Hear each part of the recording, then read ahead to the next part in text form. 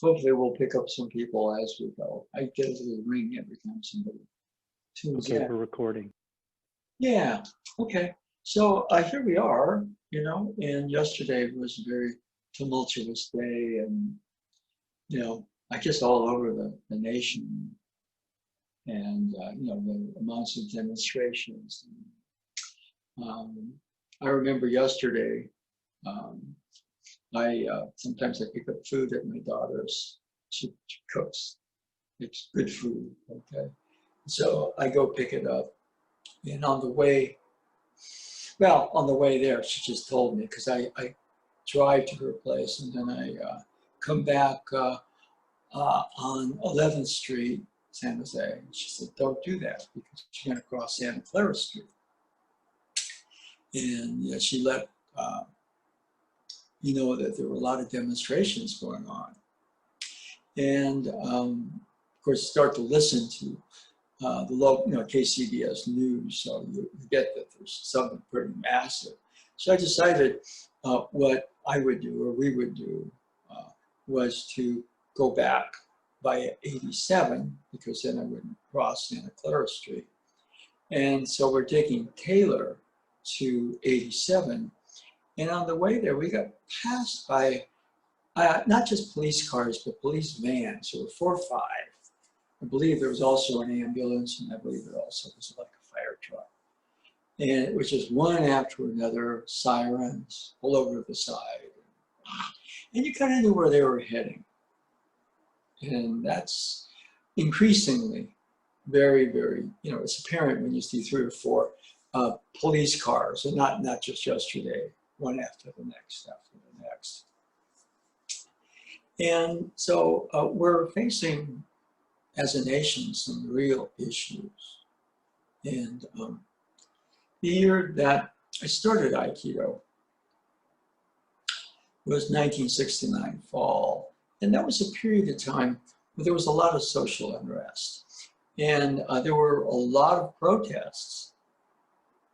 And in those days, the protests were on campus. And so there were confrontations, police, protesters. But on that occasion, quite often, it was really police versus students.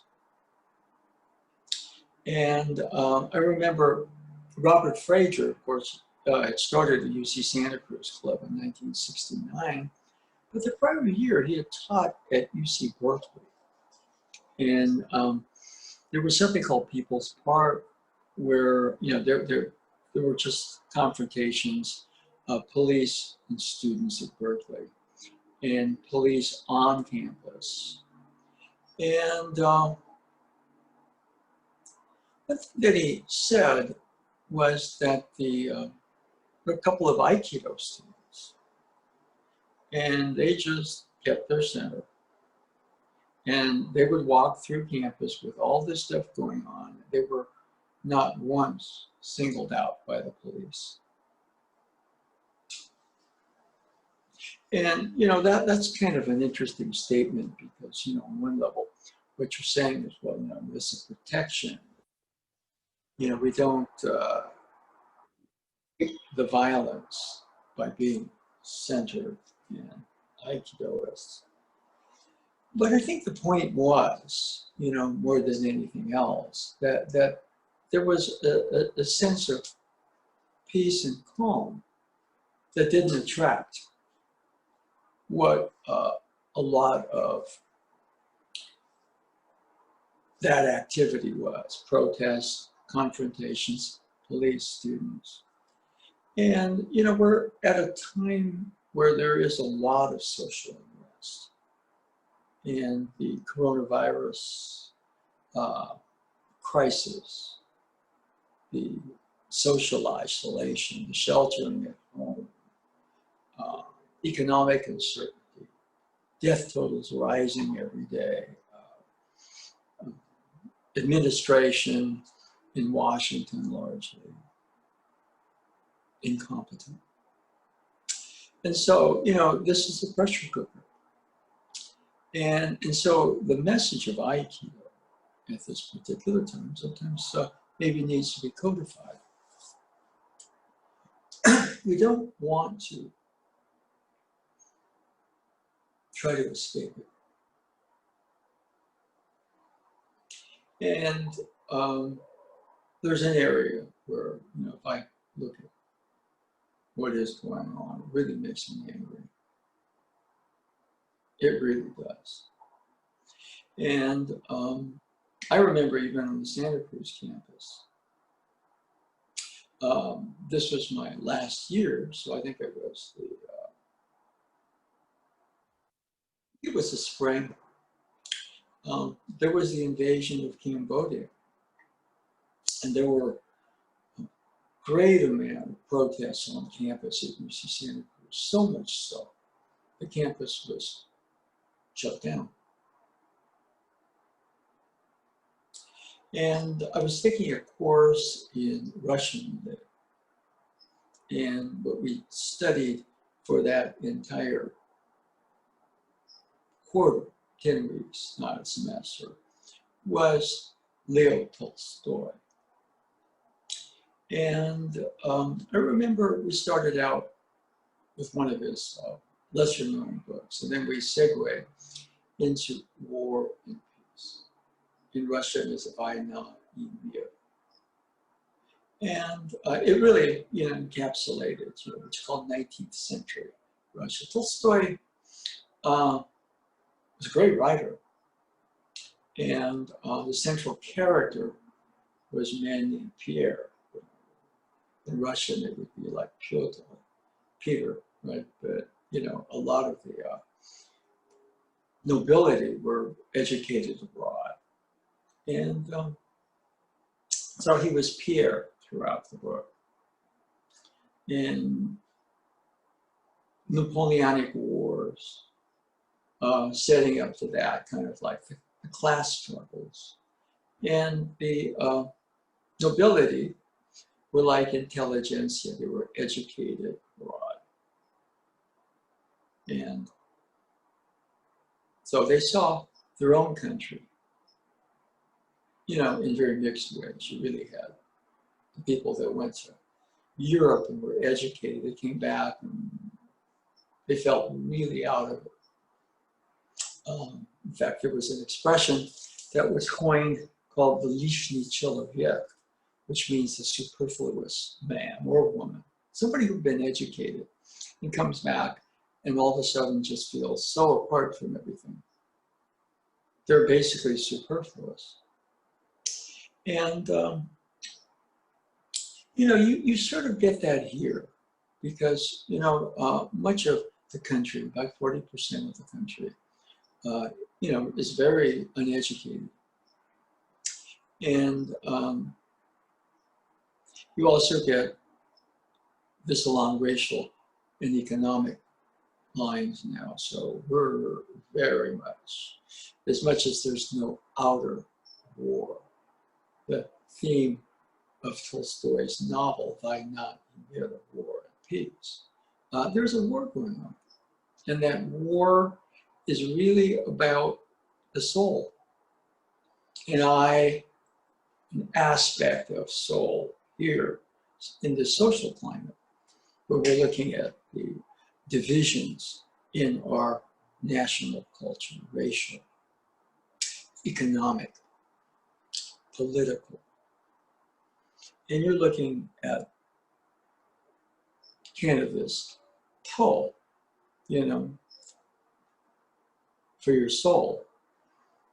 And you're looking at events that are very, very, very, very difficult. And a lot of Aikido is really about keeping your soul, being conscious and aware in difficult times. And making sure that you operate out of choice if you decide to demonstrate. You do. If you're going to be active politically, an activist, you do. And Aikido doesn't necessarily mean that, you know, you just stay back and apart. Because you can't these days, you're just in it. But I think Osensei's contention was, there's a light in you. That doesn't preclude taking action or conversely, choosing another course of action or non-action, but it's choice. And so these are very difficult times. But then again, they've always been difficult times. In the 60s, I just remember, because you had the Kennedy assassinations. I was preparing to take a zoology final on the night of the California primary. I was actually hoping that Eugene McCarthy would win, although Robert Kennedy won, okay? And then what you really found. I, for whatever reason, woke up in the middle of the night, for whatever reason, turned the radio on. And it was just at that moment that Robert Kennedy had been shot. And I remember my sister was also at UC Santa Cruz, so I woke her up and just told her what had happened. And, well, the next day there was a zoology final. I remember having to take that final and not really wanting to do it. I got an A for the course. It was funny because Santa Cruz was pass-fail, but they were giving backup grades because people were having trouble getting into grad school. I didn't intend to do that, but it was a funny thing where, because I was a student and living at home and my parents really would not have approved of my protesting and not taking the final. I showed up for it. And so you're always torn on family issues, you're torn on political issues, racial issues, economic issues. And I guess, if I were to say anything, it would be basically that the Aikido, more than anything else, is to align to yourself at the level of soul. And whatever action or non-action you take from there. And so the training and the techniques, things like that are important. We're in this time of social isolation. So the dojos are closed. But I would like to think that somehow that the people that basically have trained, and hopefully have trained under me as well, are looking at this and have gotten more from Aikido than just going to class and learning technique, and training with friends, all of which, by the way, is very crucial. I miss it. Okay. But the larger message, I remember that one quarter, the quarter around the invasion of Cambodia, we decided to meet off campus. And so, of course, the campus was closed, but we all really felt that the themes that Tolstoy talked about in late 18th century Russia were exactly what the country was going through: war and peace. And my memory of that, in other words, the book, was that Pierre kind of, he was forced out of his home. He's, he looks at the skies of Austerlitz. And he kind of has this sort of a realization, awakening. And throughout all that, he also bumps into a Russian peasant. And, he's been schooled in all the Western ways of thought. He looks at this man, I think it was Platon Karataev was the character. And there's just a naturalness to him. He's not a great teacher, but he awakens something in Pierre, along with, this vision that he has in skies of Austerlitz. And Pierre is sort of transformed through that ordeal.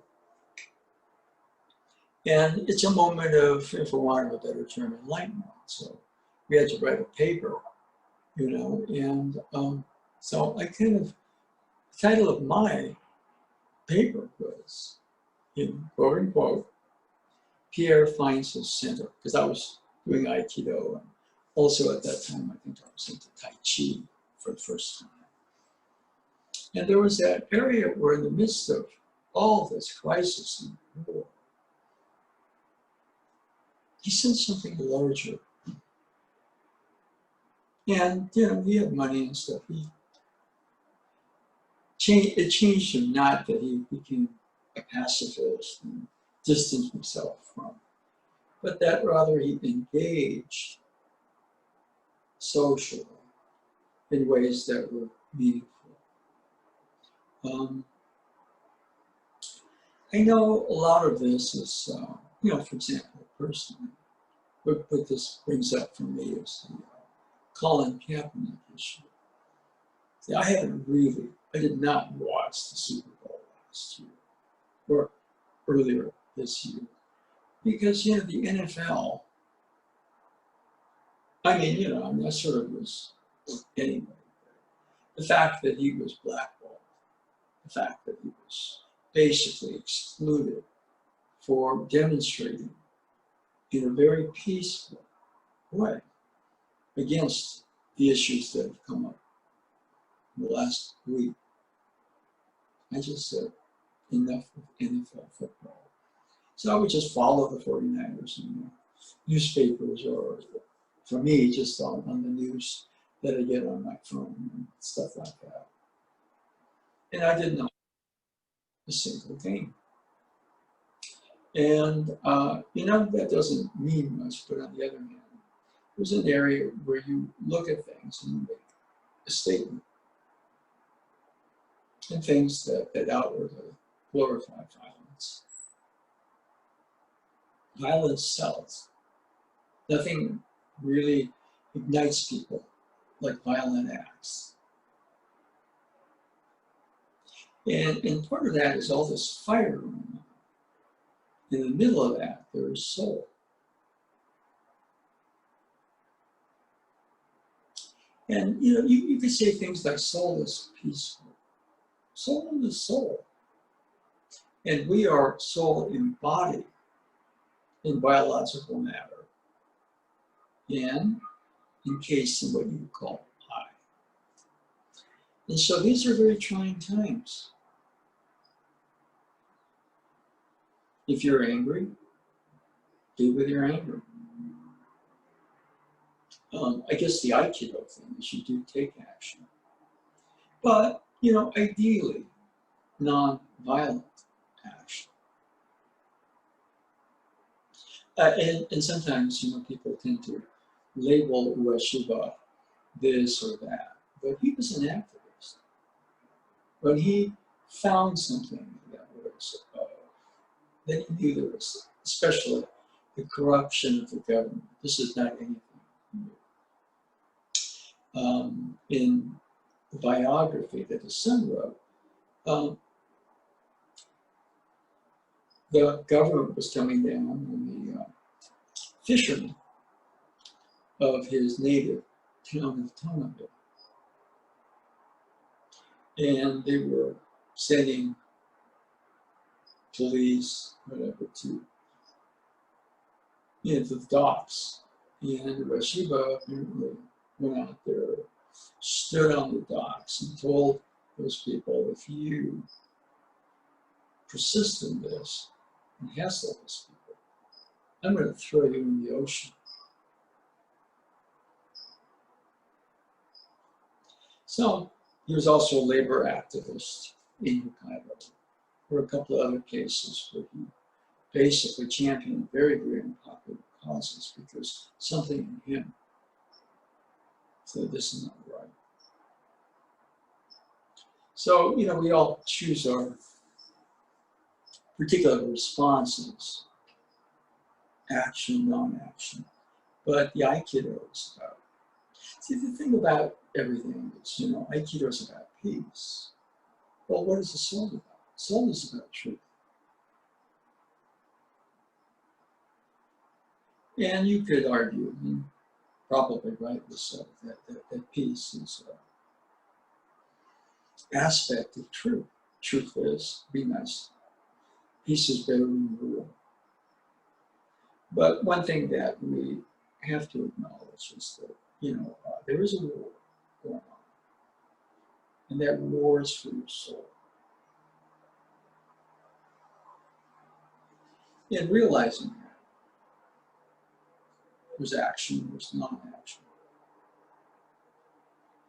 And part of that, there's a kind of forging process that we really need to address. See, there's an area, I is connected to soul. What do I do? What don't I do? How do I feel about? And so being in choice as opposed to, well, one of the things I kind of did this last couple of weeks, going over Sadhana O's autobiography. It's not a biography about, it's actually O talking about some autobiography. And he talks about the war he has with himself. How when he's young, somebody with great potential. You don't even realize how big, for example, with the Japanese, that was called a high school baseball team. And in Japan, that is as big as the NCAA basketball tournament is in this country. And he started both as a hitter and as a pitcher. So he's signed by the New York Giants, which is the equivalent of the New York Yankees, right, in Japan. And he struggles. And the book is interesting because it goes into conflicting ways. How he's dealing with all these demons. Then at some point, in terms of realization, a lot of his trouble is because all this stuff is going on inside him at the level of I. And he finds a certain amount of peace in standing on one leg. A sensei told him, learn to wait. The action will come to you.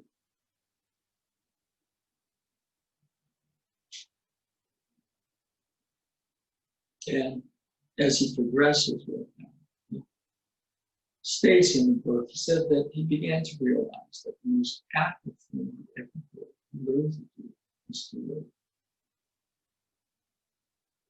And it's not in a passive way. In other words, you don't wait for the ball to go into the catcher's mitt, strike three, and walk back. So I waited.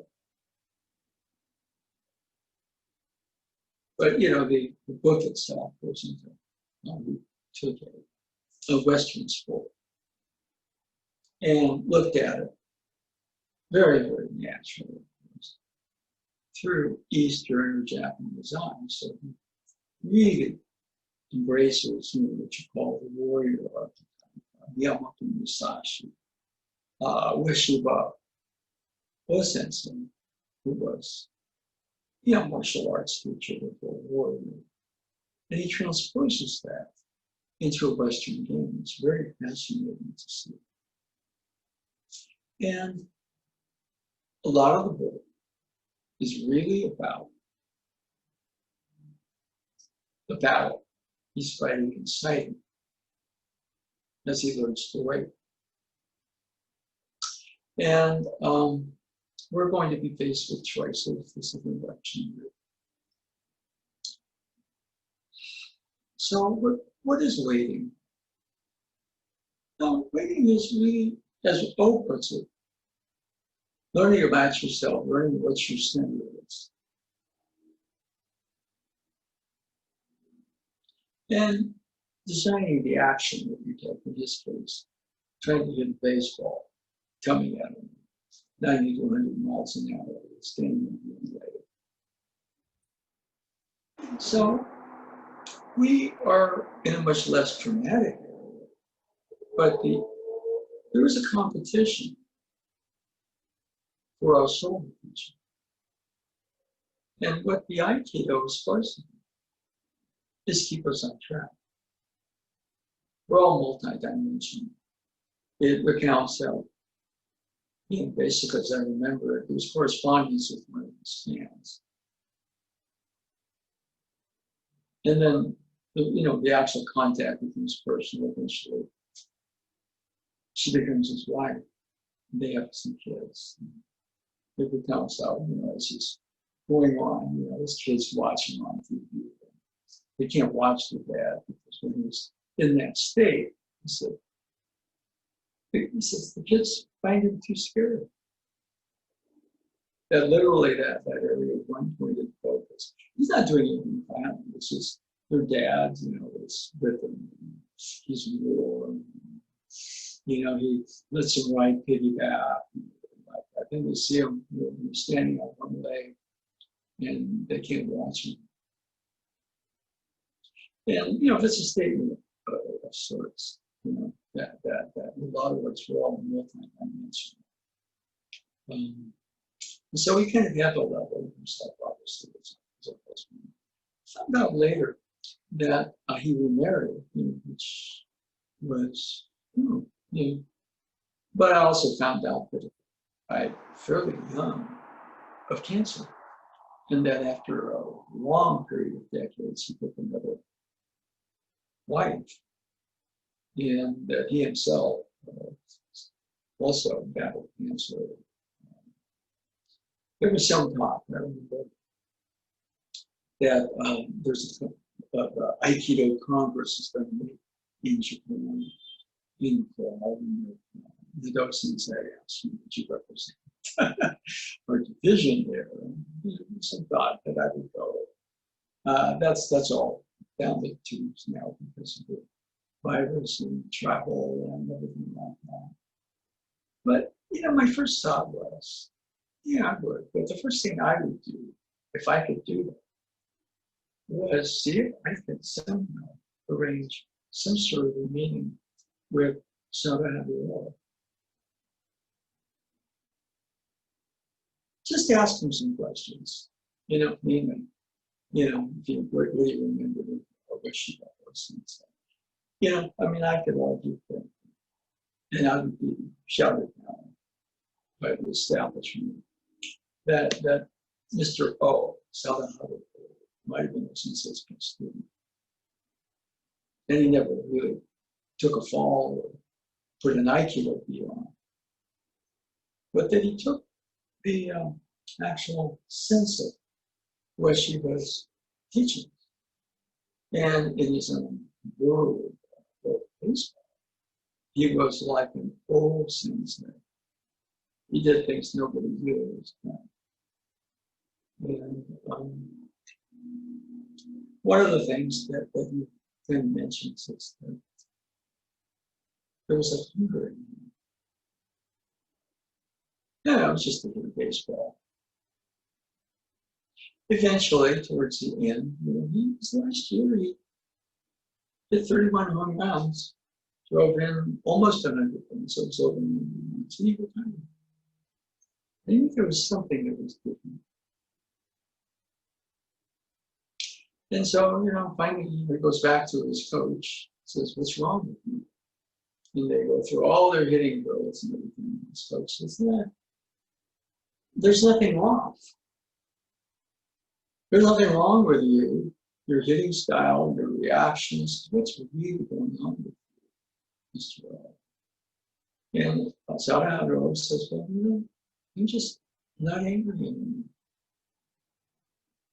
In other words, there was this driving soul force, not to humiliate the pitcher, but to really continue to refine, grow, to kind of hold himself to a championship level. And that wasn't there anymore. And so what Shiva had told him, Wada Sensei, is you have the potential to be a real master. And so what his coach, his hitting coach, said, now you're what Shiva Sensei said to you, be one, which is a master. So all that training took him to the West. Peace, actually.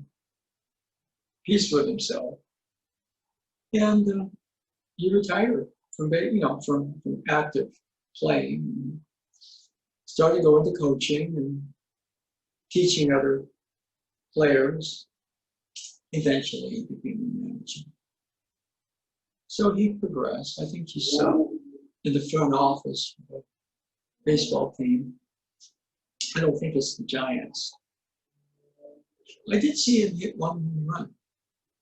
Actually, I might have seen him hit a couple, because you're walking around, and all of a sudden there's a TV on the baseball game. But this was in, I think, the 70s, and the San Francisco Giants did their spring training. No, it was late 60s in Japan. The spring training was in Japan. And so there's beginnings of satellite broadcasts. And the Yomiuri Giants played the San Francisco Giants. And it was exhibition. But my parents were rooting for the Yomiuri Giants, even though they were the San Francisco Giants fans. And I remember that it went into extra innings.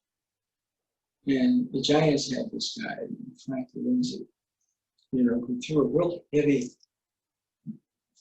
sinker. It's a fastball with a down rotation, and it goes like that. So when you try to hit it, you can't elevate it. You hit it on the ground, and usually it's hit at, what's hit on the ground is usually an out. And it was extra innings. And they brought in this guy, Frank Lindsay, to face Wada.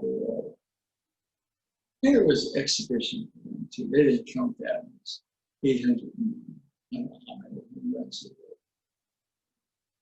He took a yard. I was very mixed. I was a Giants fan. Come on, Willie Mays.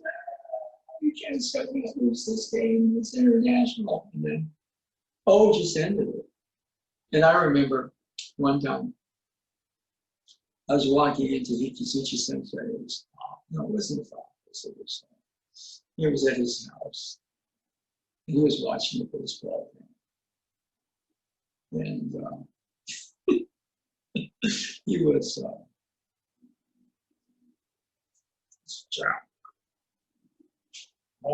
wow.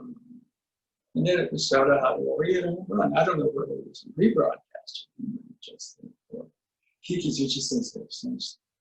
And then they just I remember one time Hikizuchi Sensei was teaching a Fujitsu class. And there I am, doing like that. And not that. And so he looks at me and thinks, you like to kind of bring it in front of the class. So you can just be in front of the class. So I go, like that. So it's sort of hard. Everybody cracks up. Whoa. It's kind of, So anyway, let me check the time. I have my clock in the room. So, before I do, okay. I thought I'd do, because we've been doing some sword recently. And this is from Mr. O's autobiography. And it explains the closing motion of the sword better than any verbal instruction I ever had.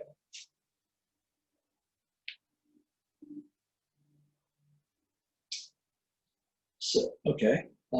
Most existing theories on hitting tell players to twist or pop their wrist just as they make contact with the ball. Okay? And in Aikido or in sword, there's that closing motion. In baseball, there's that. There's a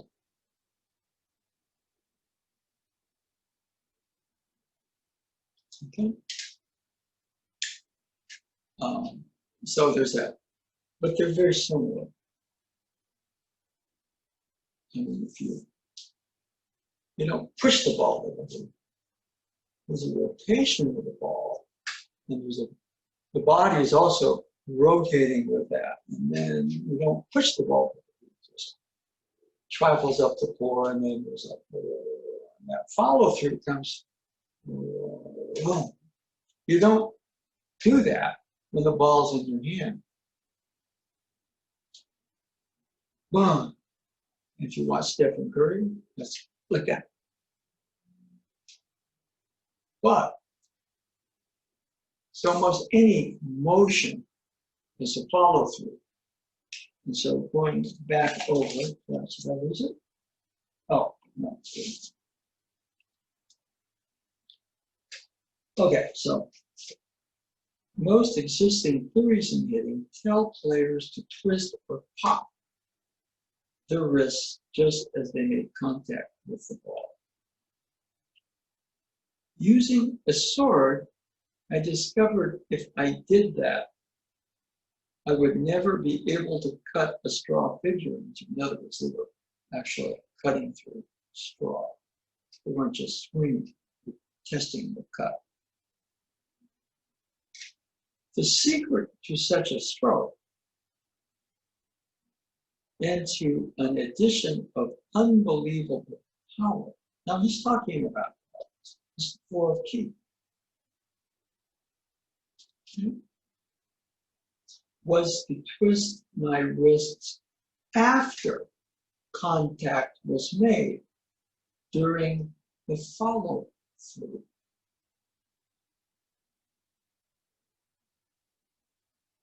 See, there's a follow through in the circle. It appears that what happens is the sword stops. If the ki continues after the contact, and most times we're just swinging, but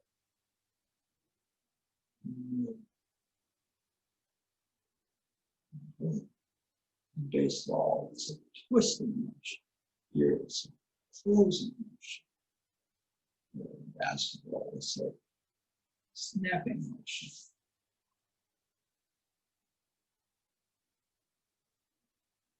See, your in-breath doesn't start until there's a follow-through of your out-breath. And your out-breath doesn't start until there's a follow-through on the in-breath. When you're going from follow-through to follow-through, you are in breath, not in breathing.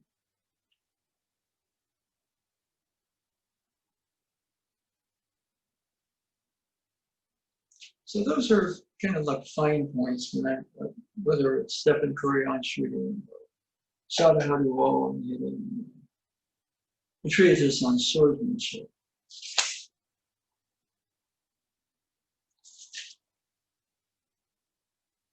Okay.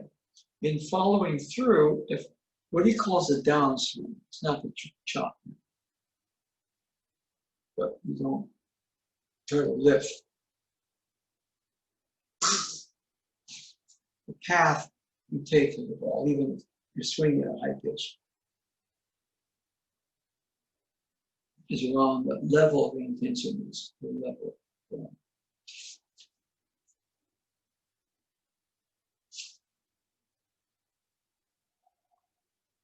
The twisting occurred naturally, rather in the manner of a fireman holding a hose with one's arms fully extended.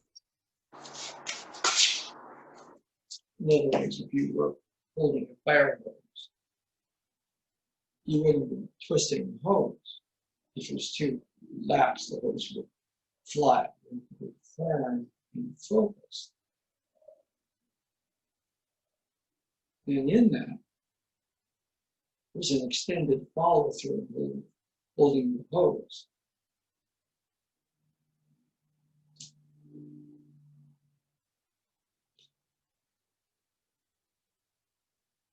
Contact, follow-through, twist. So let's change locations. Bear with me for a second.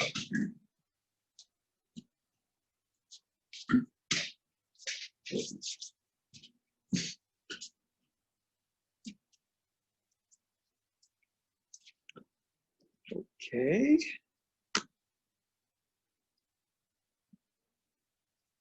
And okay, well, we do have an audience, so hello.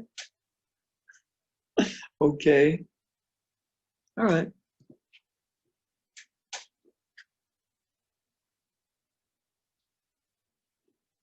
So,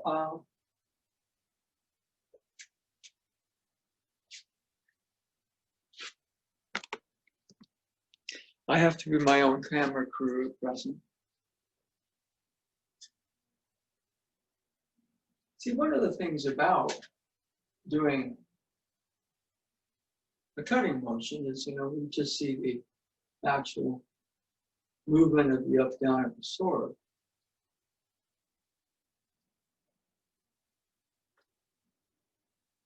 But there is a closing motion, which means, as Mr. Oprah said, there would be some sort of contact. And then instead of closing on contact, okay, somebody's grabbing your wrist, contact, the extension of your own energy, your partner's energy following your own energy, there's emotion. Okay? Contact.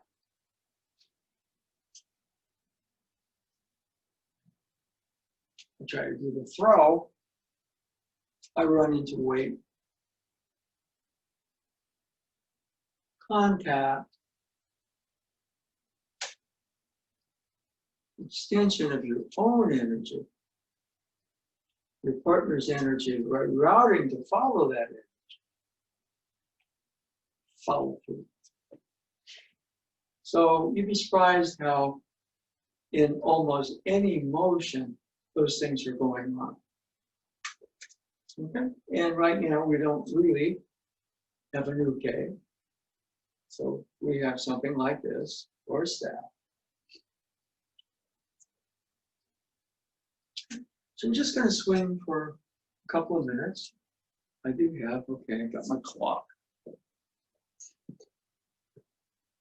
Yeah. And we're going to swing for a couple of minutes. And then we're going to have an extended Tai Chi lesson. Okay? For about the last half hour. Now, remember the hands are important. You grip with the palm too. And you grip little ring. See, these two fingers plus the thumb are important.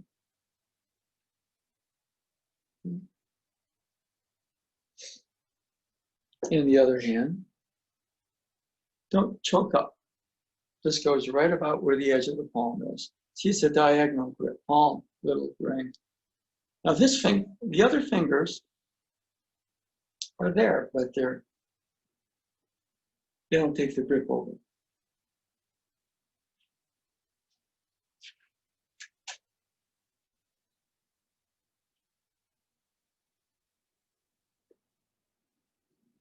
And one thing that goes on, we do the push back, and when that push comes, you're extending past it. See, what happens is, Mr. O's contention is you do that twist when you feel the contact. That's what most people do, but extend through the ball and then, okay?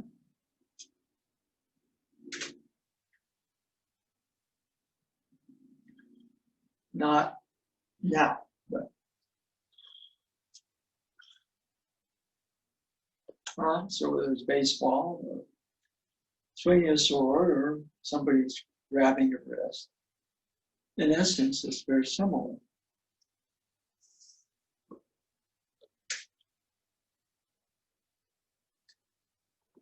And one of the important things here,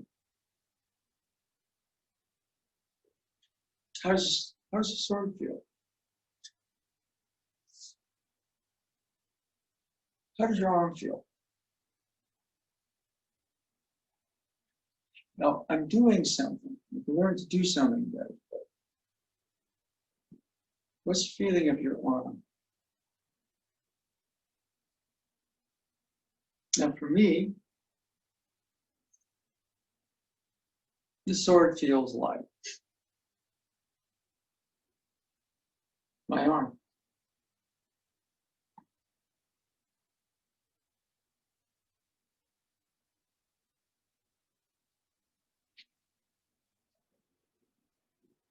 And that's very important.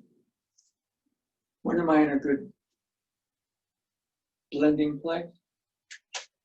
When somebody's grip feels like my arm. And that's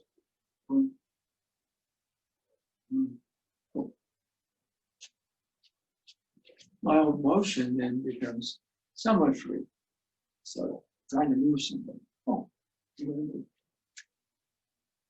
if all of a sudden there's a reconnect and move. Okay. Now,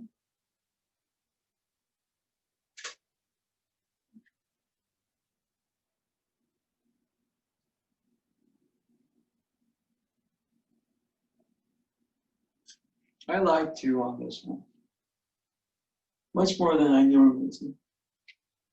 I have to relax shoulders, wrists, and lengthen my back. You get that?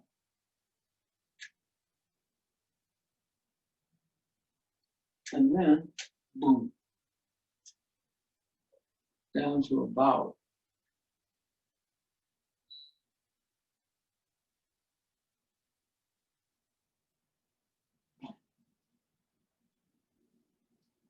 Notice how my tension will be pulled out.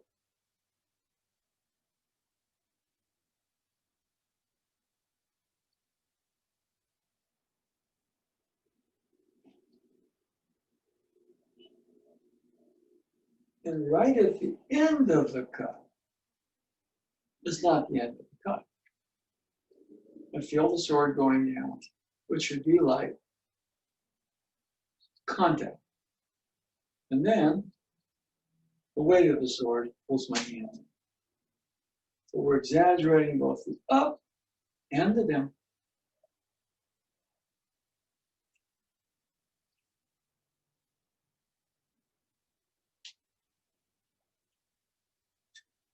Okay, make sure I don't hit it or break anything.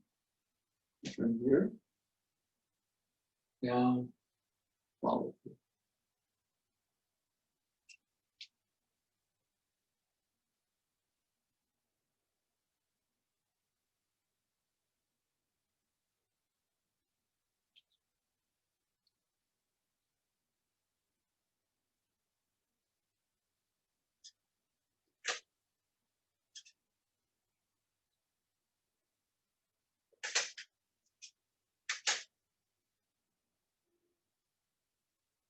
remember, it looks like I'm doing this, but see how my left hand raises through about third eye, sixth chakra.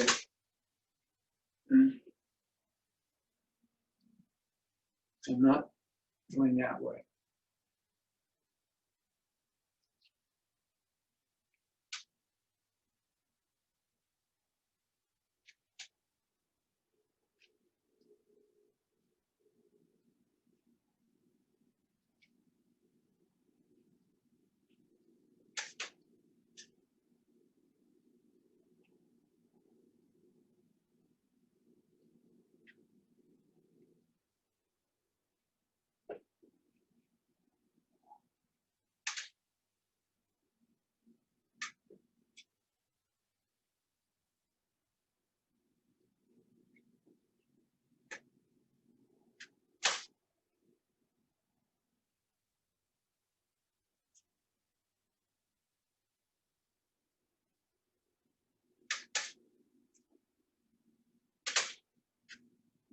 Okay.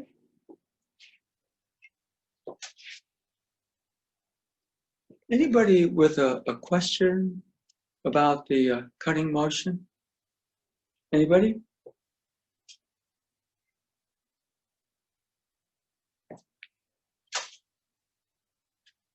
No questions necessary, but just that motion is actually pretty important.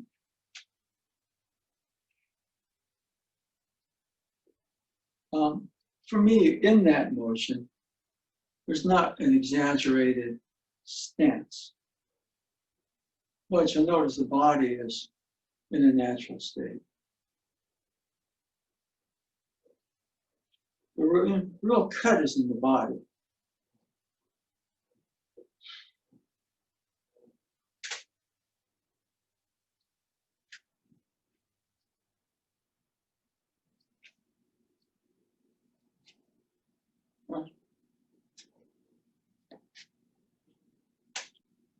And one thing that Tojima Sensei said once is that the speed in the sword is not in the hands.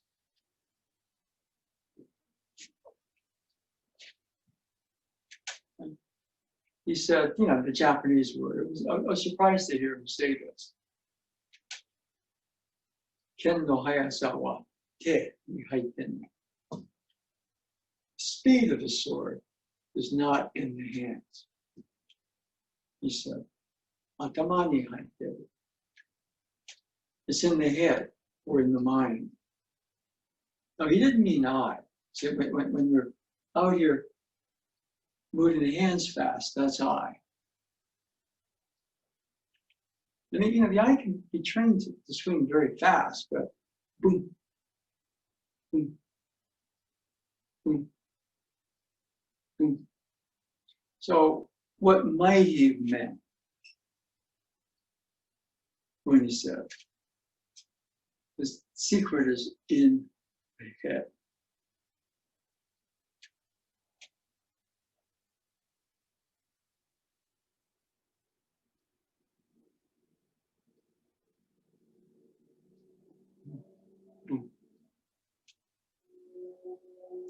Proper grip, proper body feel, not a braced feeling. Even in more formal, not a locked feeling. Tojima Sensei's cuts were. It's a natural harmony. So the cut really is the body, but the secret of the actual, speed itself is not something you want. But, okay? So the way I look at it,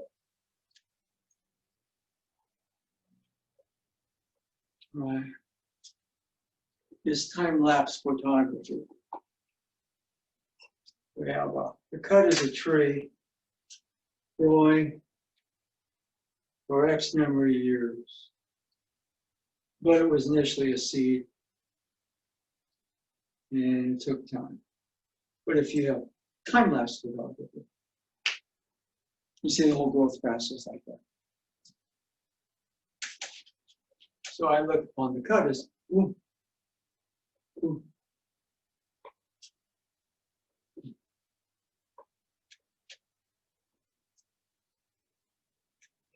One thing Sensei said past, present, future, all in one cut. Okay? What if we were to take all the billions of years that the universe has taken to go from the Big Bang to where we are now? And we could use time-lapse photography, boom, right? Boom. Boom. So Sensei also said the whole universe, boom, is in that cut.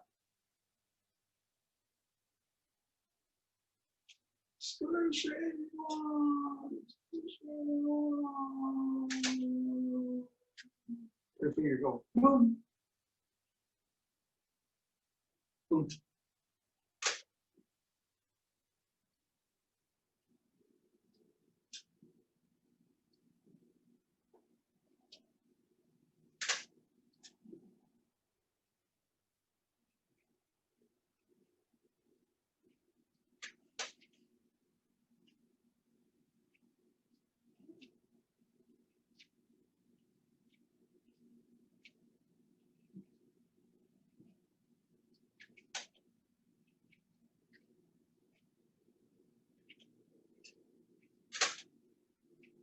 Okay. And it's kind of interesting that, you know, with Sadaharuo,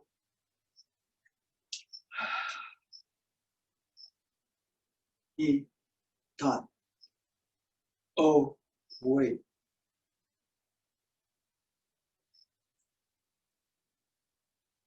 The cut is starting to clutter the place. Wait. Wait. Wait. Wait. Wait.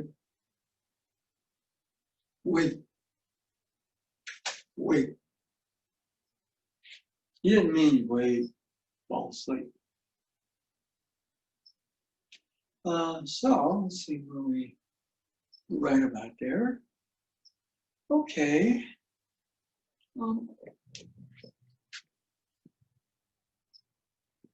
Yeah, one thing that I kind of I sort of got, you know, from watching Tojima Sensei swing the sword.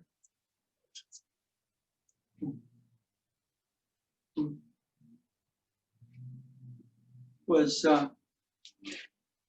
you could travel the whole universe through that cut. That was just a thought I had once. Okay, so something. What are you doing? Oh, I'm swinging a sword. Oh, okay. Yeah. It's like, oh, you know, swing after swing, perfecting the art of waiting. That moment, there's just that one swing, and there's everything in him that's in conflict, that he has to kind of extend through to understand what O-sensei meant by waiting. So,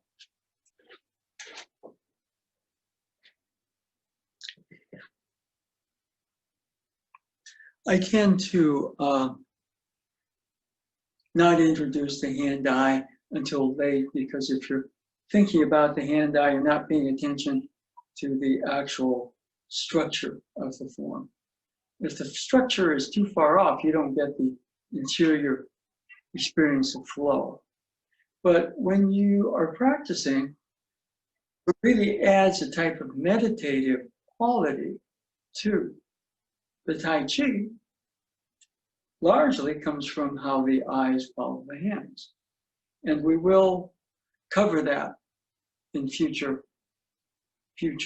classes. So we're ongoing, okay, on that one. Okay, so let's do this. I'm going to shift back into the place where I can sit down, and we can have a little bit of discussion. Okay.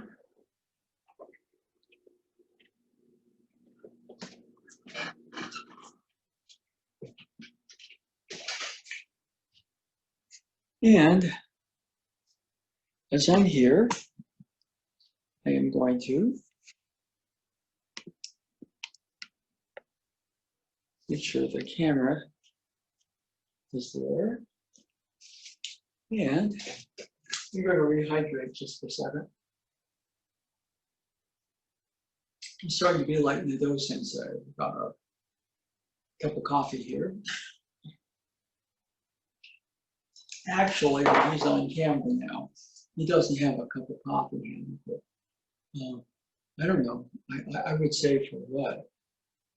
Over 10 years, just about every Thursday, unless he was out of town, I would drive to San Mateo, and we would do a session going over the Wada Sensei work. So I've had many a cup of coffee. And so I usually have something else, but I've got some coffee left in here. So we kind of, on our very beginning part of this, we were kind of going through, you know, a lot of the social issues that we're facing. And what Aikido might mean in today's social, economic climate. Okay? And I think in a lot of ways, I mean, Wada Sensei was not somebody, as far as I can tell, that ignored outward social, political, or world events. But one thing that I think he had from a very young time was what really guided him was his connection to soul. And that connection to soul led him to train his body, learn martial arts in Wada Sensei's language. That was his lineage. Well, the soul is on a journey from a very original aspect of itself as a co-creator of the universe. Wada Sensei called the Ichirei, the first soul of one. Creation, the Su happens. The soul goes out in the creation. To some degree, there's an original one, and it kind of subdivides. So we're all aspects of the one soul. And 1 to 4 to 3 to 8 to 16 to 32 to 64, 128 to not, whatever, just you do the math. The higher the number, the denser things get. And soul, in biological matter, in this very dense dimension, this matter dimension, what Wada Sensei referred to as the manifest realm, is an I. So what do I do in times like this? And what does Aikido mean in times like this? Okay, so what I thought we'd do is just if people are so inclined, is we maybe have a discussion about that. If not, we can shift something else. Anybody? I'm in. Yeah. Yes. Anybody? Oh. Anyway, go on. Anybody want to jump in? You don't have to, by the way. Sometimes it's you know, people do things like Aikido as an escape. You know, it makes you feel good, gives you a chance to learn something, and so it maybe takes you out of certain realities, right? And on that basis, it's fine too. I'm not saying that's bad. It's just that sometimes, you know, the sense of the training, all of a sudden, you know, you don't have a dojo to physically go to, and training partners to kind of trained, all right? So we're kind of, in some sense, things are a lot more stark when we're in this sort of situation. So, and I guess what it is a little bit more than anything else. I mean, there's a way where the I gets very selfish, walk around with the king train. But if you might examine that, because if the soul is on a journey, okay, in other words, the original aspect of going out, becoming an I, then coming back to the final original dimensions of itself, back to its original sense of self, being part of a large soul. I think a lot of people tend to equate to the term God. It's just the fact that I think God, the way Paramahansa Yogananda put it, says God is past vibrational reality. Everything in this particular universe vibes, and that which we call, or would call, or might call, depending on whatever, God is past the vibrational nature. Vibration goes this way. That thing, whatever it is, we have a term for it. But for that to create this in us, had to give itself a consciousness in a way, a soul, the first soul. And then the creative power came through that first soul and formed the actual structure of the creation of the universe. And we followed that in from original to the finer, to the less fine, to the denser, to the dense. And so here we are. Parts of the original divinity in this very, very much of a pressure-packed world as an I. And so the question is, what might Aikido be? For me, it's the way Aikido is a way that keeps you aligned at some level to yourself as a soul in creation. We are in creation, we are in the universe as an aspect of ourselves here. And we're facing world situations, social, economic situations, racial situations, political situations, global situations such as the whole climate crisis. There's a whole bunch of stuff, but right now everything is just kind of going like this. And here we are as a soul in creation as an I. So framing it that way, does anybody have a question or observation? Unless you're a Donald Trump fan and you're going to lecture us for the next half hour, I'm going to cut you off.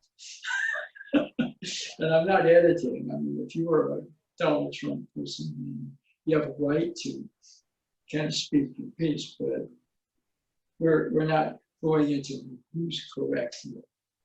Okay, we're just going into how this might affect you. And if you have any comments about what Aikido might represent to you in these times as a soul in this level of the creation called I. Is there anybody? I have something, but I'm also trying to stay silent because I want to at least check in with the other of you who are here if anyone else would like to speak, because I noticed that when it's not Sensei speaking, I have been speaking so far, and I'd like to make sure that others who are quieter than I am right now feel the sense of being invited to come forward. Well, that's called listening, which is real important. I mean, one thing about Mending Gurdjieff, his spiritual teacher, the way he put it, everybody has a soul. But it's not guaranteed because the soul can fall asleep. In other words, we get too caught up in the world of the I. And we stop, or we lose our connection to ourselves as a soul. So a lot of his work, and I think a lot of what Aikido is supposed to do, is as you're training, you learn to keep your connection to yourself at some level of soul.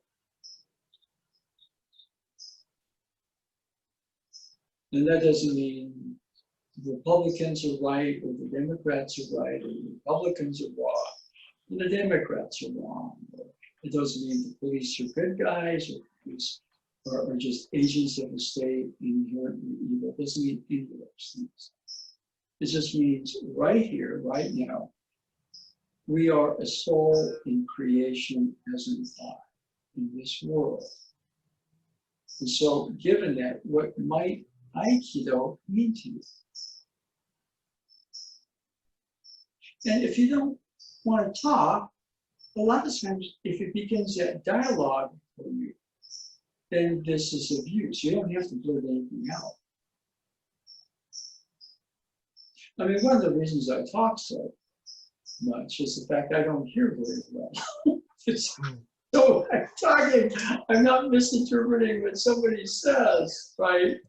It's a little bit like, sometimes you really want to shut up, but you have a habit. Okay, so, you wish some people would shut up because whatever comes out of, especially political figures, is really disturbing. But what is that disturbance? That is the soul kind of,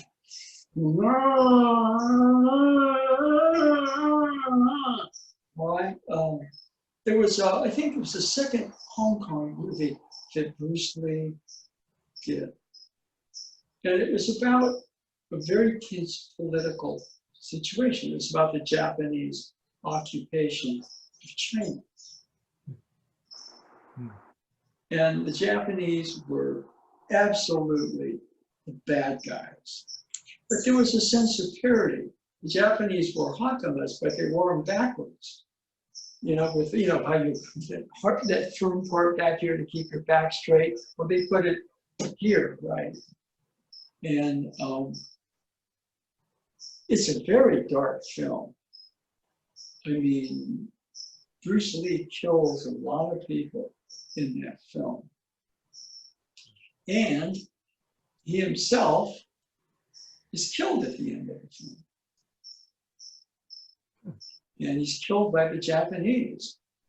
I saw that film before it was in theaters nationwide. It was maybe called Fists of Fury or something. And I saw it with Master Choi and a group of Tai Chi students. And I'm in that theater thinking, I hope everybody thinks I'm Chinese.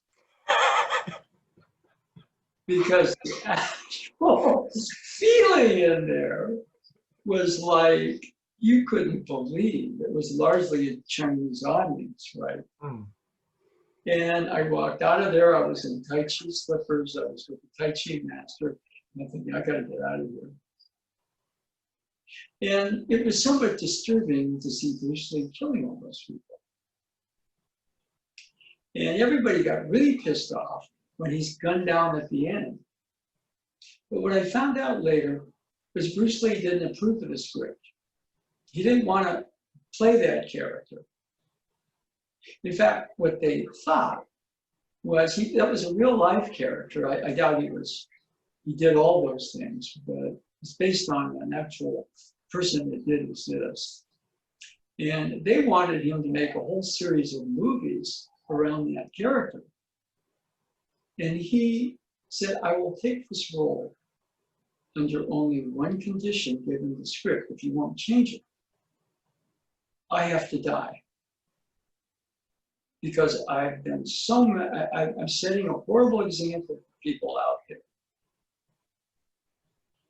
He didn't approve of the script at all. He was there to make action movies and to show, the art of Kung Fu. And he did not want to play a killer. And that if you go into the End of the Dragon, he does kill this one guy who was responsible for the death of his sister as a character in that movie. And before he goes on there, he kind of goes to the grave of his mother and sister and says, I brought you something that goes against everything you've taught me. Please forgive me. Because he's going on that mission to seek revenge. And so, you know, a lot of action movies and things like that, you know, they actually glorify the violence. And I mentioned in the first part, I didn't watch a single 49er game this year. It was pretty easy in the past couple of years because they really sucked. But this year, they were really good. But, you know, with the whole Colin Kaepernick issue, one, you know, I just saw the whole thing as big business, basically. The majority of the owners are part of the white power structure, and they were coming down on this young black man for doing a very peaceful protest. It was led, of course, by the executive officer of this country, so that's all you need to know there.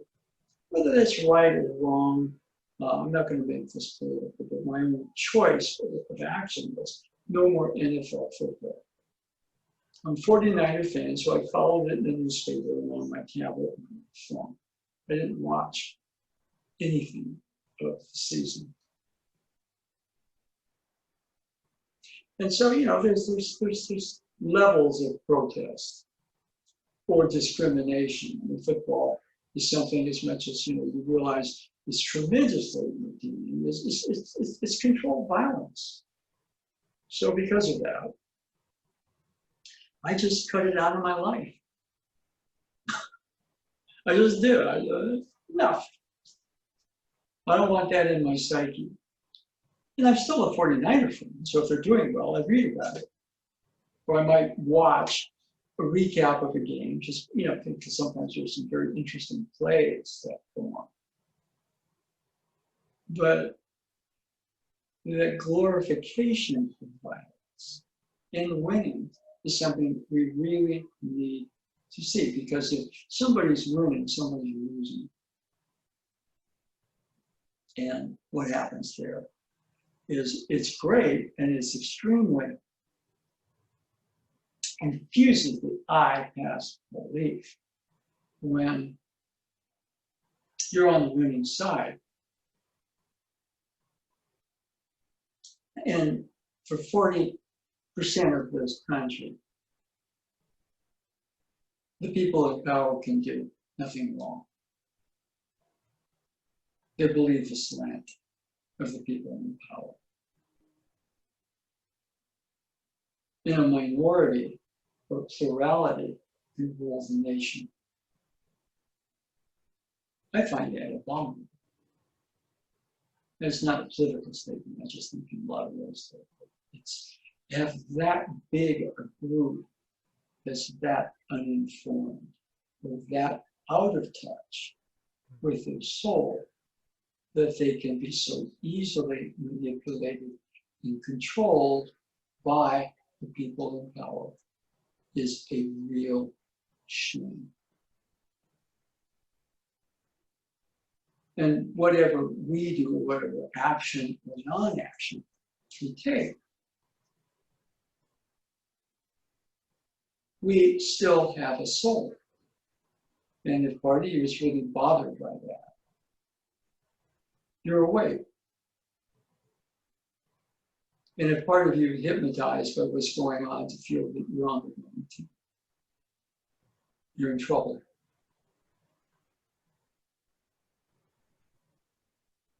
So, looking at O's biography, or autobiography actually,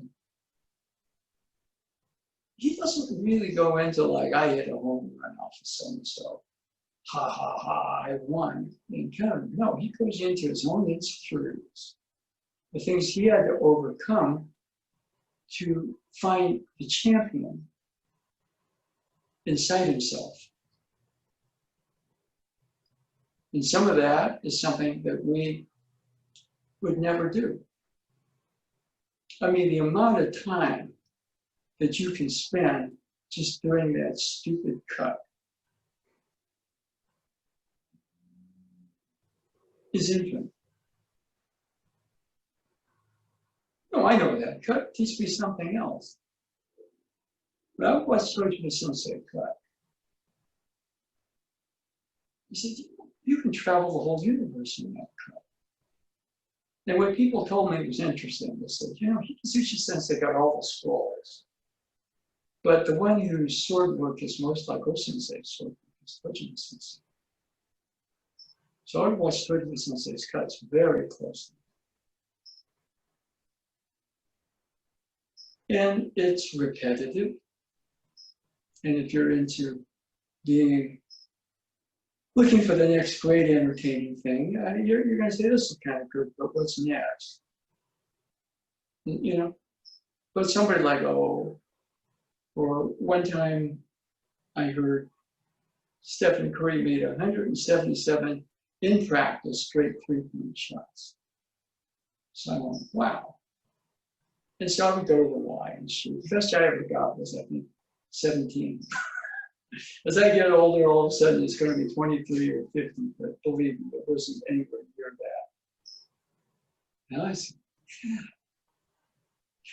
But finding that amount of joy, because that's where your soul is. It's not that, you know, everybody's supposed to play basketball to find your soul. But if you have a particular calling, that's a window to your soul. And, you know, the people that are in a type of demonstration, that's their soul trying to wake up. And the police officers or people who are in a job.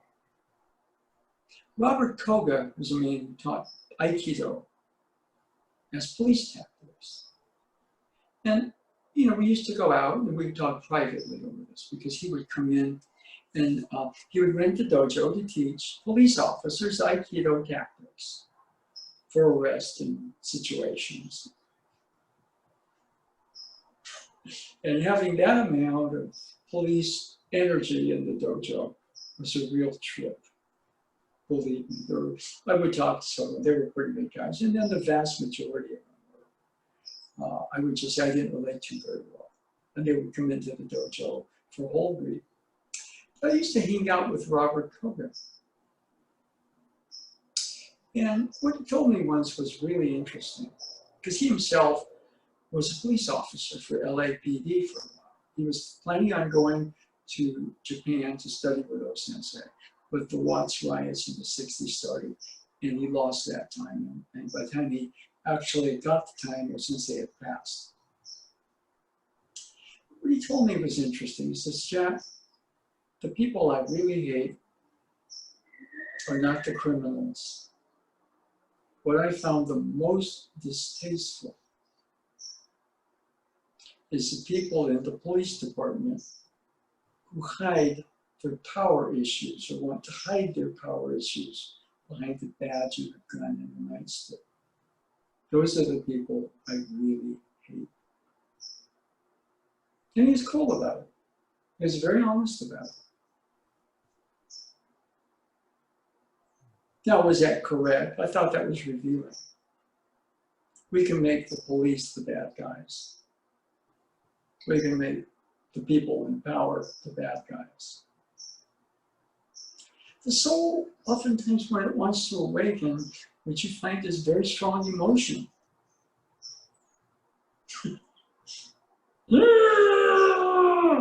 That's, you know, that Bruce Lee movie, you know, Fists of Fury, whatever it is. I mean, he goes on a murder rampage. You know? And they're all really despicable people, and they're all Japanese. And so, you know, it's really interesting that the whole thing gets encapsulated around martial arts. Martial arts is really funny because, largely speaking, it glorifies two things. One is winning, and because of the nature of how it is perceived, it glorifies violence. And that's just a fact.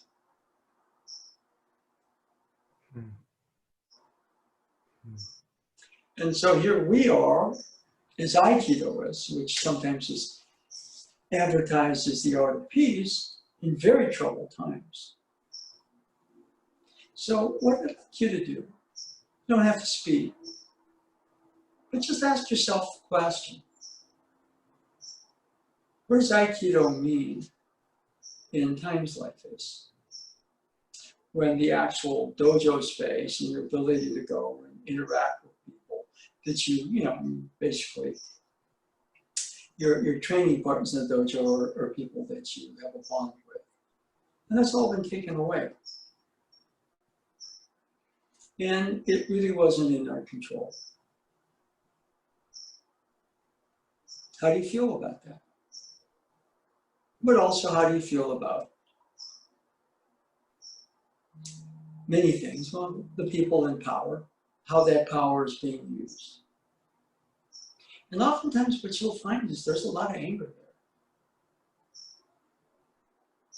there. That Bruce Lee movie, in case you want to trace it down, was originally titled Fists of Fury. I don't remember what the whole thing is, because they changed some of the titles. One of them was a Chinese connection. And so I don't really have the actual title as it was released in American theaters. But there's so much violence in that film. And he was really good in it.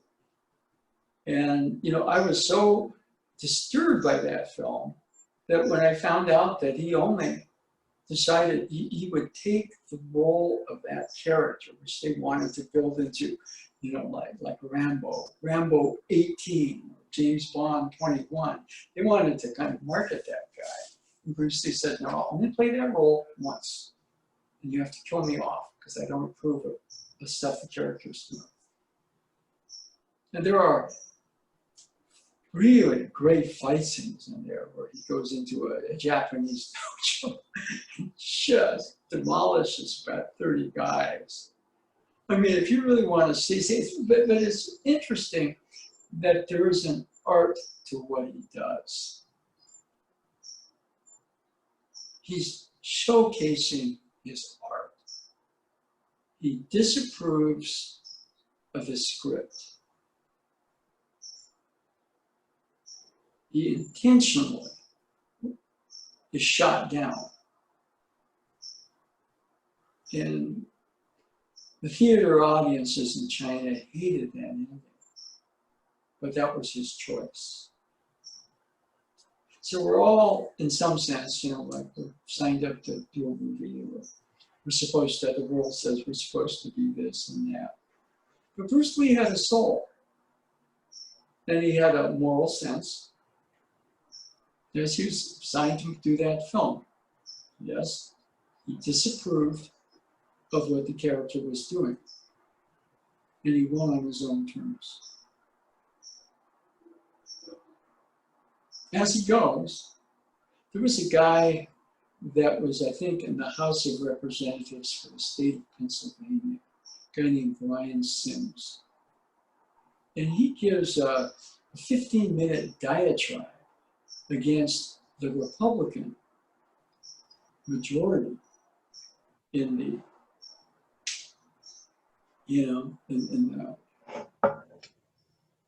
that actually came in when some of the Republican leaders had tested positive for the coronavirus, and how that was impacting him, his families, and everything. And actually, it was put on Facebook by me. And I actually reposted it with the statement, because you can add when you repost, Brian Sims for president.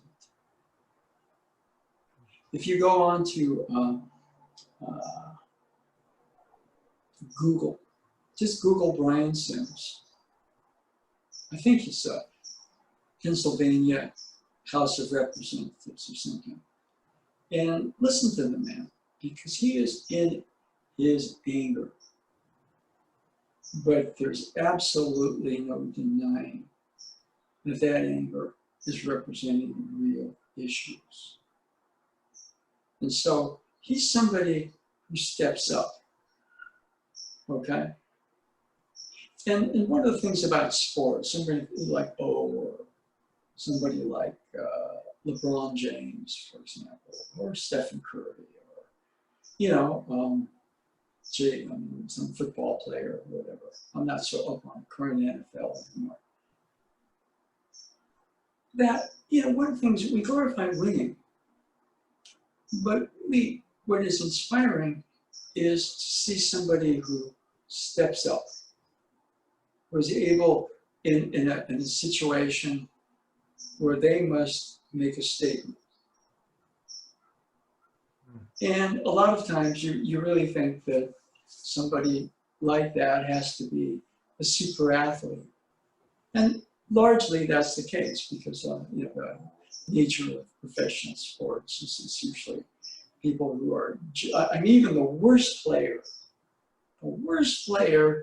at the end of the bench on a professional team is probably compared to what we can do all universe. Okay?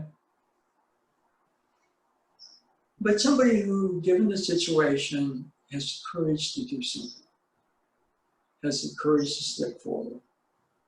And I consider that, if we talk about what we want, we don't really want to win. We want to be able to step forward in situations in an appropriate way, whether that's action or non-action. And that's hard, but locally, okay? It turns out that one of Michael Jordan is largely considered the greatest player of all time. They call it GOAT, okay? And the person that's always thrown up there as a possible counterpoint to Jordan is LeBron. And somebody kind of made a statement where they actually traced the two of them. And James has done so much more for the world. Jordan's main accomplishment was that he went from being the most famous, high-profile slave to being an owner. That's his ultimate thing. And, you know, I must say, I rooted for him when he was kind of in that run because I just was swept up by, you know, actually the actual magnificence of what he was doing. Okay? And the Warriors were so bad, you had to root for somebody. So I rooted for Michael. But, you know, reading this article, James has done so much more for the world than Michael has done. But the other counterpoint to that is that one of his teammates was the current Warrior coach, Steve Kerr.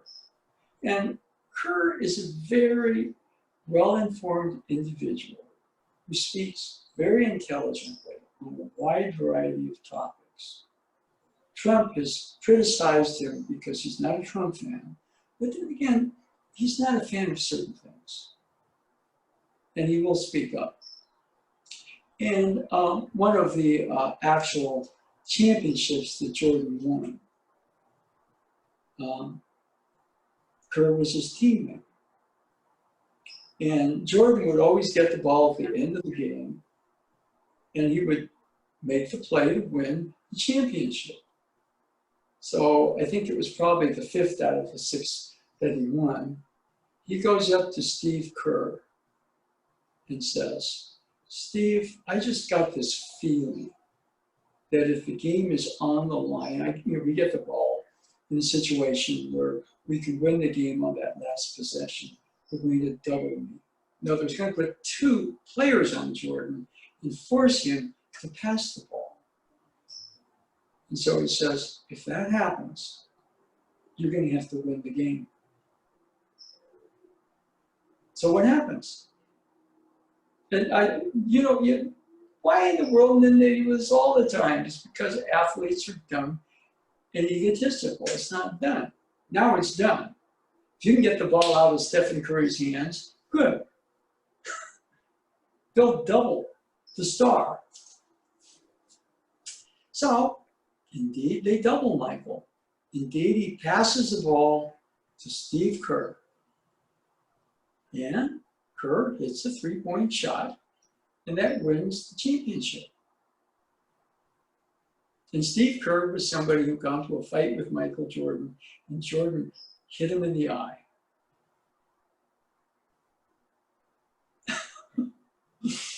And they worked it out. And that was part of Michael Jordan's management style, was that, you know, he was somebody who said, you know, I know who I am, but to play with me, I have to bring you along to be able to play with me. And I'm not, in a certain area, his contention was winning at that level. It's never fun. And so I'm going to make sure you're strong enough to deal with me, because if you can deal with me, you can deal with game pressures. Okay, so he punches Kerr in the eye, and Kerr stands up to him. And part of it is like, okay, you can play with me. Good. That management style is not the best. But in this country, unfortunately, it's glorified. Kerr, largely because he's been in, you know, there's been a documentary series about that time, you know, because sports is shut down, so they put Michael Jordan on to make us feel good. And Kerr's gotten a lot of exposure again, and he, you know, basically that helped. That really helped him. He didn't necessarily say that was right. Okay, so you have styles of leadership. Kerr says that, for example, Stephen Curry is totally different. He's very positive, he's very inclusive. If there's somebody new on the team, he'll say, you know, if you've got a shot, we want you to take it, not look for me. Jordan would say, don't pass the ball to so-and-so and so-and-so, give it to me. It worked for Jordan. It's not the only management style. So I think we're at a place where we're globally, politically wanting to shift from Michael Jordan's management style to Stephen Curry's management style. Be inclusive, be supportive, be loving. It doesn't mean that Curry competes with any less intensity than Michael Jordan did. Okay? But Steve Kerr said something about Stephen Curry. He said he's a unique example of incredible talent and incredible humility.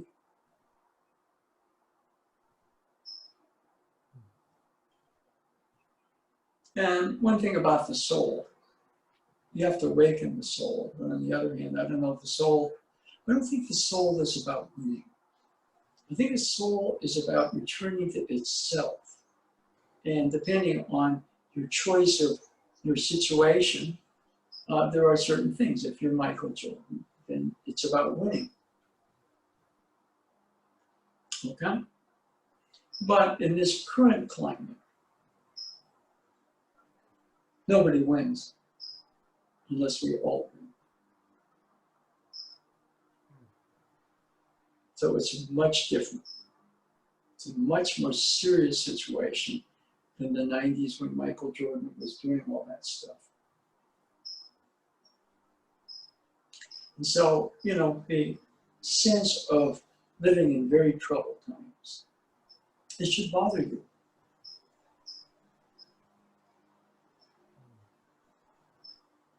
That means you have a soul and it's awakening. Now, being in contact with that soul and staying in contact with that soul.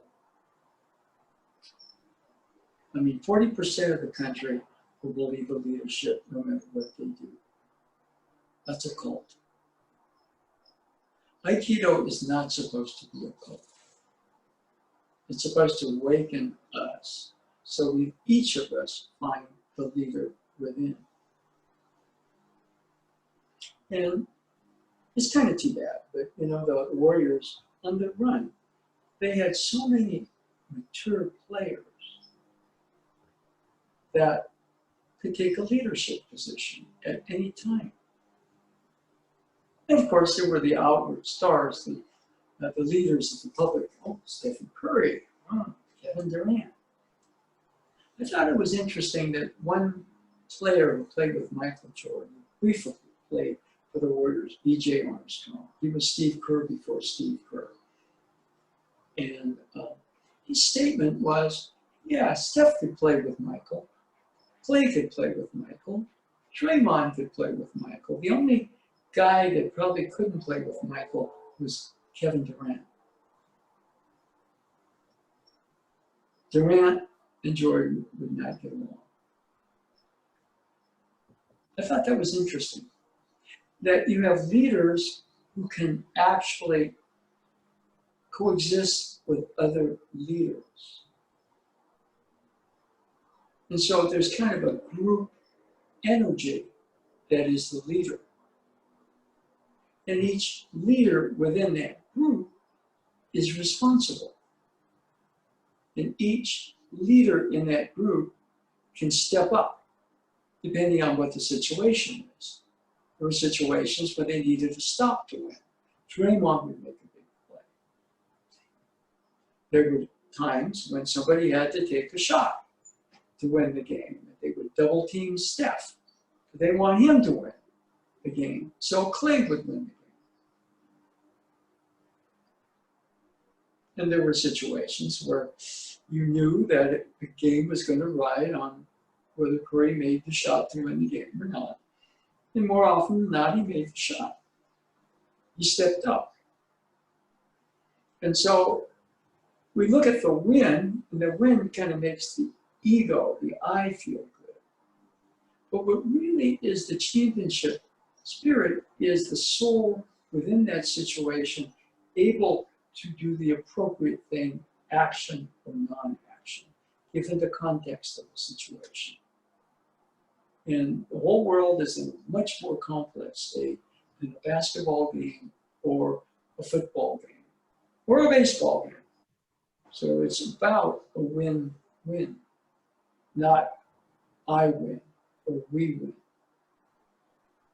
Okay, so each of us within that has to realize that part of finding the soul in you is finding the leader in you.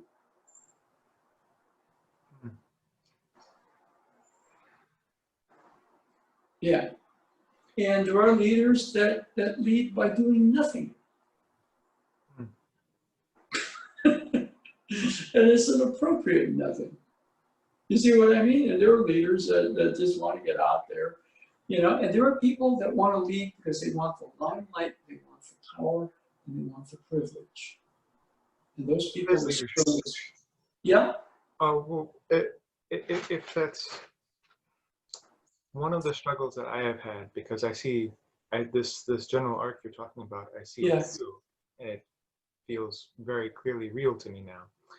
That the one of the struggles that I have in talking about it is trying to find a language that makes what leadership is clear. Okay. And leadership can also be found in being silent, in submitting, in all of these forms.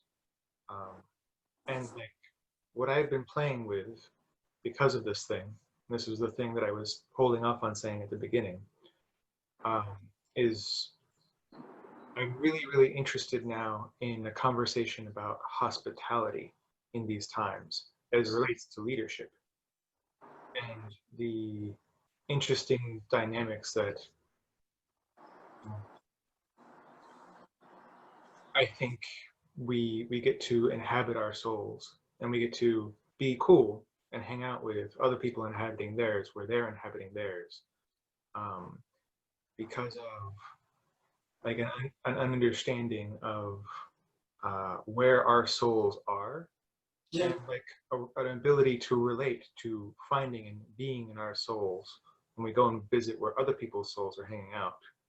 And I think Aikido is kind of sort of a playground for developing that sense, and maybe developing language to keep talking about it again. Yeah. You get confused about a word like leadership. But Yeah. Yeah.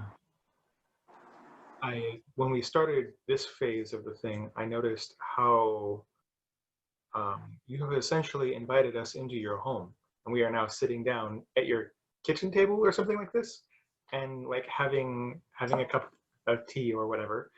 Um, and like this is a period of us being your guests and enjoying your hospitality. Um, and I think Aikido is a practice ground for us to practice being in either of those roles, uke nage, host, guest, Mm. and to practice moving powerfully, but also like cleanly between them and letting them mutually arise together when they need to. Yeah. You know, one thing that you said I thought was interesting was the language for this. You know, being able to talk about the soul, Mm, because really we're not encouraged to. mm, I yeah, came out with like, if I hate the president, most everybody I hang out with hates the president. On a yeah, fun level, I can't hate the president because I really can't hate somebody I don't know. So what I do is hate something out there that represents something to me I don't like. it's like you hate the realm that you think is being inhabited by that soul over there, whatever it Yeah, is, but you don't actually want to go there and find yeah, out. yeah, and that's called projection. Mm, Everything that this person says is something that he sets the example for doing. mm, He talks about fake news. Well, guess what? He lies, I don't know how many times every day. He is a fount for that. But he accuses the press of it. He makes up things figuring that because he's the president, it must be right. I actually think in a lot of ways, people you have to watch are not the liars. They're the ones that, because they say it, you think it must be the truth. mm. That's called a very, very malignant narcissism. If I say it or I do it, it must be right. And we can get away with it because in the power, get away with it, it must be right. That's not win-win. Is that why we test? The tests are, tests are funny. The real tests are really what you find in life. What we're doing right now in social isolation with the dojo closed. Mm, The ability to talk about things that are not quote unquote comfortable. The language of talking about the soul in these times is not something that is developed. We must develop a language. I had a talk with Robert Fraser, who's basically, in Aikido, he's probably the most intelligent mind in the art, right? mm, And he just said that he thought one of Aikido's current problems was there was no language for it. mm. Aikido is about love, the art of peace. And that does attract certain people. But if you look at Osensei's life or O's, they were probably really very, very conflicted. But Osensei realized that it was really over what was in conflict, which was the I. That was the journey. And yeah, he was a political activist. Yes, he did speak out a lot about what he thought society was standing for, and he didn't particularly like it. He was not some passive guy. He also could probably be pretty cool when he realized that things were the way they were. He wasn't going to do any good by being overly critical. And what he did was try to set an example. And I think what we're trying to do is do all these things. And well, this is what you are capable of, right? So begin your journey. And don't be quite so hypnotized by the I in this world. So, one thing, I watched Nado Sensei's presentation last night, and he was talking about rooms or stations. About what? Rooms or stations. Rooms or And stations. yeah, no, rooms or stations. Okay, in other words, I'm in this room right now where everything is shut down. People in power are crap. Where minorities are being treated very poor, just really criminally poorly by certain select people. Okay, where 40% is a lot of people to be so polarized as to follow a cult leader. It's not the leader, but it's the people. And that's a room. If I'm in that room, I just get really like this. Okay. Mm-hmm. One of the things that is really interesting is one of the things that gets you out of that room is feeling your anger. Not acting it out, but feeling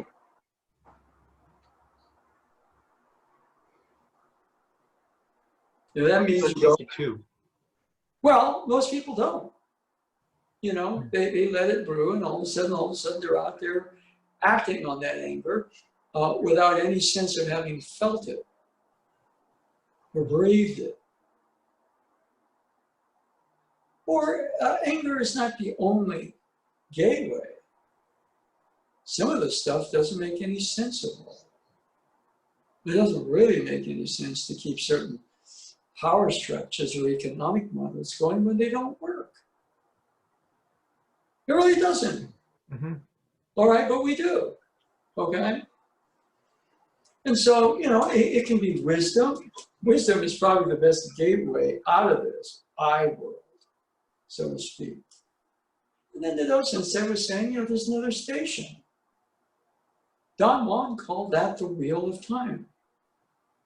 He just said that, basically, it's like the numbers on the clock dial are rooms or stations. And we're stuck in one. And we're going to be born into it, and we're going to die in it. So he says, just getting the wheel of time to go, gong, is a big thing. And when you go, gong, gong, gong, gong, gong, gong, you realize there are other levels of consciousness, not just dreams. And how do we get the wheel of time to rotate? Well, it's a different model, but I think O-sensei was talking about what he found in his Aikido training.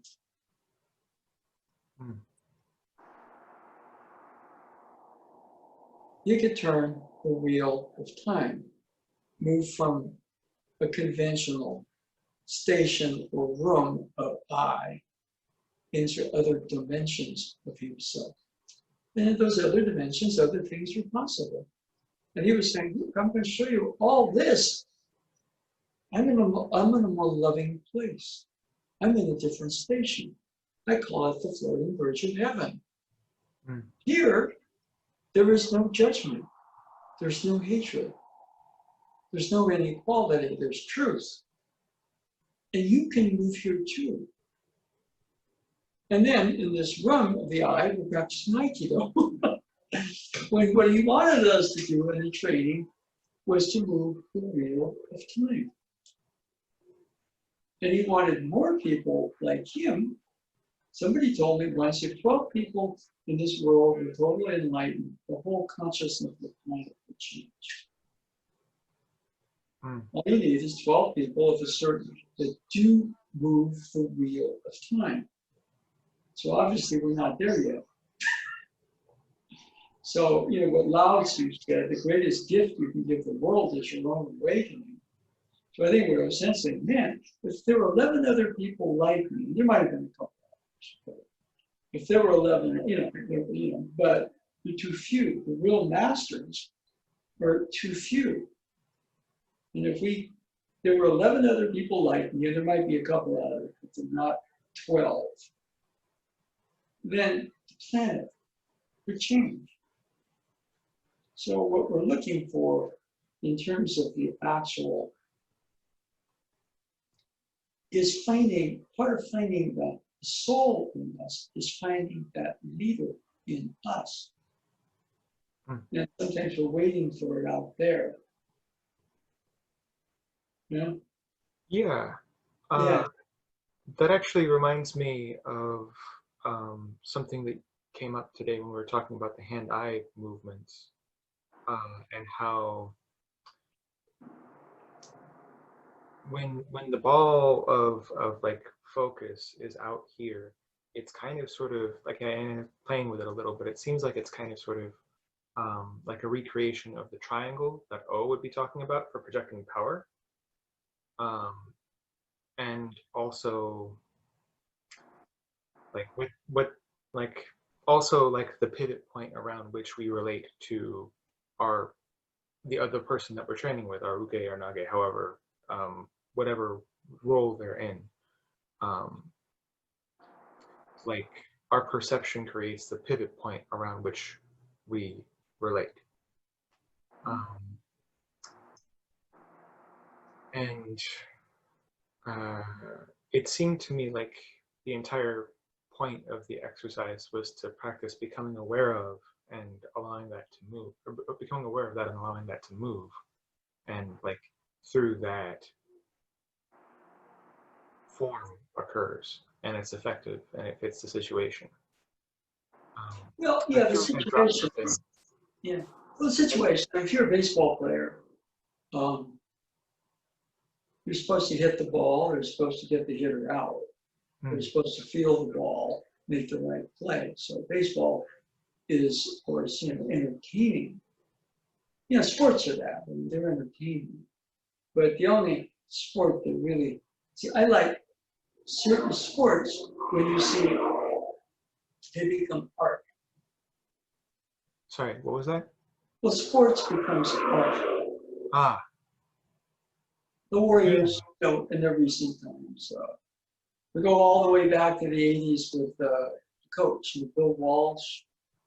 Walsh actually had some political plans about how athletes could go into the community and actually change the country.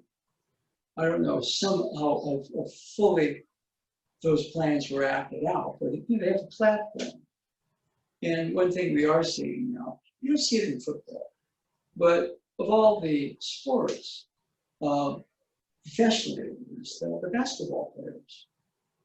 Even when he was in college, Kareem Abdul-Jabbar with Lou Alcindor, he was political.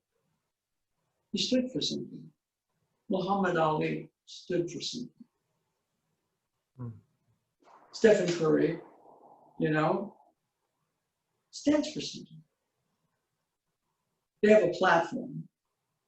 And instead of sort of retreating, I mean, Michael Jordan made the famous statement, although he kind of said it was said somewhat in jest. His statement was Republicans buy sneakers too. He's making a ton of money off of merchandising. He didn't want to be political. Nike was paying him millions and millions. And they outsourced into countries, third world countries, where they didn't have to pay anything, hardly anything. And they were criticized for it. And he's since remarried, but his wife was on camera and said, "Oh, Michael could go in there tomorrow and change all that."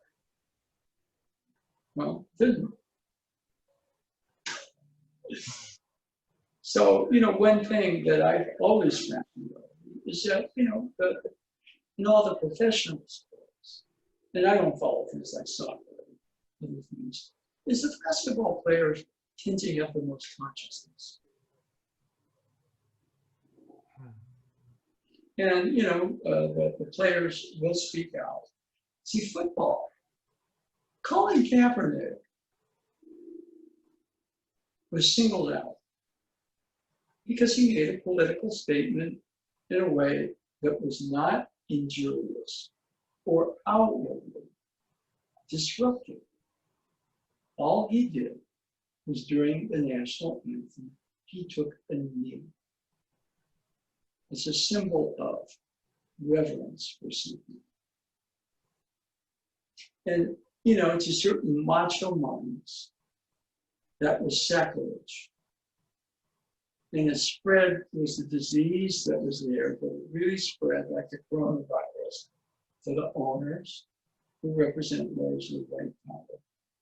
No, I'm not saying that the owner in the NFL is that, but there's a power structure based on the economics. If you own an NFL team, you are a billionaire. Money rules. Commerce rules. And he violated or brought attention doing, to be honest with you, something that was very self-effacing. I respect the flag. I respect the nation. But I am deeply sad about something. I'm taking a knee. And he was ostracized. That says a lot about our culture. I stopped watching football. He wasn't the best player. I really enjoyed when he was having that great run with the 49ers because it was hard. And then it turned out he wasn't quite the player that he appeared to be. But then to get singled out to this degree for a very non-violent show of self-expression, which didn't do anything to demean anything, but brought attention onto a certain aspect in society, he was singled out. And so, and you know, the stuff with George and Ray brings out the fact that that still exists. And, you know, you don't want to label the police as certain things, but I go back to what Robert Koga said. It's not the criminals I hate. It's the police officers who hide the power issues or want to hide the power issues behind the badge of gun in the nightstick. Those are the people I hate. That's what it told me. And it was private. I hadn't spilled anything because he was a teacher of the police officers. But I'll tell you one thing, I would have him come in and teach an Aikido class. He never took any money for it. I set up a couple of workshops where you come in and teach, you know, a little bit more of a self-defense approach to Aikido, okay, than just the practice of the techniques. And he never took any money for the class that I just said, would you please just teach class? Would you come on? He said, oh, I love it. And we go out and I'd find him. He says, Jack, you can't imagine how much I enjoy teaching an Aikido class after teaching police officers. This is what he said. That it was hard for him to take the level of consciousness. And he would be trying to instill something about centering and balance and harmony to these people. And we'd be much worse off without them. But there are issues, and there are power issues in this country that are, you see, socio-economically played out right in front of our eyes, politically, racial. Like a fist coming towards one's face. Playing Yes. out in front of our eyes. Yeah. And so, you know, it is a tricky thing. You can't fall asleep. You can't fall asleep, nor would O-sensei fall asleep into a philosophy. I don't think I was sensing that I'm going to stand on the floating bridge of heaven to get away from all the dot, dot, dot in the world. But I think in some sense, he kind of realized if I get too caught up in that, off balance, I'm gone. So I'm standing here where I see that stuff, but I also see the potential or the true design of the universe, which is not being actualized here. So he told us, create heaven on earth. And we, there's stuff we need socioeconomically, politically, racially. Yes, those are all real important issues that would get resolved if we were in a state of heaven on earth. He didn't mean just train and space all the evil in the world out. He meant be clear on it, stay in touch with yourself, take the action that's needed to produce this. And your words earlier, we don't have the language to do this right now. And Robert Fraser put it in his own way about Aikido. He said, the problem with Aikido is that we currently do not have the language to express what it truly is.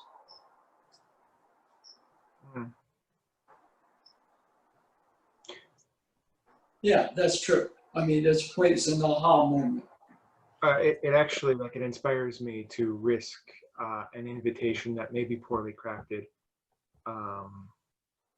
Would you like to work on that a little? Like Well, maybe today, here? You can try. The problem with, is it a problem? Not really. The forum of it would have to be kind of extended. I mean, the form of? People don't want to get involved in this. My parents, for example, were Japanese Americans who were interned during World War II. I went to the comic book shop in Santa Cruz, Atlanta's Fantasy World, and the owner is a man named Joe, who's Italian American. I was discussing the camps for some reason. And he just said, yeah, there were camps for Italians as well. That, part of the solution is let's put all these problem people together. But first of all, let's create them to be a problem and polarize society to get society moving. Okay? And when you do that, you create a polarity, which means you create a win-lose. And what O-sensei is saying is that we have to overcome in ourselves the discord. And part of that is if you're angry about this stuff on some level, that's your soul. But if you start to act on that anger without fully feeling it, you're going to create more problems. You're going to be part of the insanity. So I would say, what Sensei would say, it's not so much not acting, but it also is not acting out of, that's again the Bruce Lee thing. Okay, I'm sure, my first Tai Chi teacher, who was a student master, Troy, he took me aside one day and says, Jack, you don't understand the amount of heat Master Troy took for certifying you, a Japanese, as a Tai Chi teacher. I went, really? He said, yeah, he didn't like it. He did it anyway. So, there's a whole bunch of stuff that we have to, that really blew me away. And, if you go into all the intricacies of navigating the political climate, the economic climate, the racial climate, it takes great skill. So part of the training that we have, let's just say we take Aikido off from that, is learning how, by being in touch with our more true nature, which is soul, we also learn as an I to navigate this very treacherous and divided time. That's the challenge. What Don Juan said to Carlos, he says, for a true warrior, that's not anybody who fights. Okay, it's somebody who is on the soul's journey and takes responsibility for his or her actions.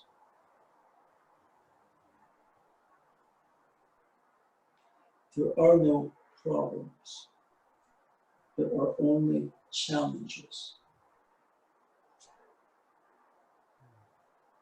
And so that's kind of what we're facing. We're facing challenges. We're facing the fact that schools are closed, the economy is in crisis, the government is not doing much of anything, nor can it with its current structure. We're hoping for change in November. The economic structure of the world is changing due to the current leaderships or isolationist interpretation of Make America Great. A lot of the power structure is switching from us to China. Switching from what to what? Well, it's not about that, you see. But that is a situation that we must become cognizant of, and that we are somewhat responsible for navigating, because we are soul as I in creation and in this situation. If you fall asleep in a spiritual dream, or you mindlessly follow a cult leader down a stupid path that is destructive, you are not awake. So it's not as easy as, I'm going to do this because I'm a liberal. There are a lot of conservatives that don't like the government right now because so-and-so is not a conservative either. He's an egotist, a narcissist. And stupid people follow him. And he polarizes the other people where they lose their center. All of which benefits him incredibly. So we must be very cognizant of that. The true antidote to this is boredom and boredom, and you just ignore it. Very strategically, you don't give it any more juice. You don't give in to your hate. You don't give in to your judgment. You just say, you are boring me. You're very predictable. And I'm going to vote. And if there are other avenues I can take to politically change what's going on, I'm going to carefully choose. And every move I make will be like a sword cut.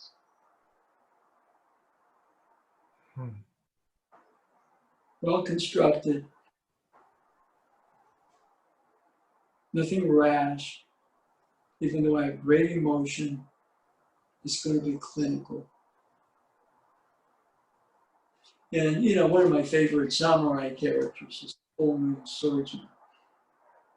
He never attacks. And at the end of every movie, there's some real evil person. They've sent all their agents, everything, to kill this guy. And so it's always the same ending. It's kind of like, okay, before I kill you, Kyoshiro, show me your full moon cut. And Kyoshiro is very cool. He never attacks. He starts tracing. He says, you know, by the time I finish this circle, You will be dead or something. well, it's that way, but the implication is this, is that you're going to pass through the gates of hell, but you'll get there sooner than me. He starts tracing the circle. He doesn't see himself as somebody who's winning for the side of good. He's an agent of change. And it's come to this where you really have caused all this death and destruction. You've caused me to be the instrument of cleaning this up. And before that circle completes itself, you'll be in hell before I am. He's very honest. He knows what's corrupt. He knows, you know, he's like Bruce Lee in a sense saying, I will not play that role unless I die at the end of the movie. And, you know, there's just an area where a lot of us, I mean, Joe Schilling was miserable. If you look at Batman, somebody said, would you really want to be Batman? No, you want to read about him, but you wouldn't want to live in that emotional hell he's in, where he has to dress up like a bat every night, and because he felt powerless as a kid when his parents are told, you got to go out there and fight evil. It's a compulsive, horrible, tormented area, which is very fascinating if you are reading it or watching it on the screen. But to actually be there would be hell. And part of the soul, I mean, heaven and hell are basically here. Sometimes you find certain situations, if things are bothering you, that's part of your soul's journey. And if we fall asleep going for some sort of spiritual nirvana, we're losing soul. But if we get so consumed by that, hate or judgment, we also lose soul. So it's a, you know, as I said, as Robert Fraser said, he put it very well. Aikido is in trouble right now, or experiencing some troubles, because there's not the language to explain it. And we're talking about the soul, and you said the language to talk about this. Yeah, so discussion in that way is very important. Anyway, I think we should probably go. I hope today both the instruction and the discussion have been good. I know we went way past what we normally do, but these are very troubled times. And just because you haven't asked a question or anything, hopefully some of the stuff that came up today will kind of stir up that connection you have to your soul. I mean, you know, I've always kind of liked to some degree, you know, just on the other side of dark, you know, the Batman or the Full Moon Swordsman or Bruce Lee and that crazy Kung Fu movie, where he absolutely on the screen acts out all our worst revenge motifs. I mean, it just really disturbed the hell out of me. I brought all this fear when I saw it in the Chinatown movie theater. You know, a predominantly Chinese audience being Japanese. And then when I watch it later, you know, it would just, I remember I watched it with my daughter, and we were both living at the dojo, and somebody had given her a little Kung Fu outfit when she was living here. And so after we watched about 5 hours of Bruce Lee on VHS, she puts this Kung Fu outfit on, and she starts running around on the mat, no kidding, and throwing jump kicks. Did I ever taught her how to throw a jump kick? No. But she watched Bruce Lee do it. She was Bruce Lee. It was really cute. But it was that amount of energy he had. And I want you to, we're all forced sometimes into roles that we have to play that we don't like. And remember about Leah in that film. Yeah, he played this role, but he played it on his terms. And this character's got to die. In other words, you do something you don't like. Now that part of me I have to really examine and use it as a vehicle to transform. Well, Sensei one time said he was teaching a class for military or police, and right in the middle of the class when he's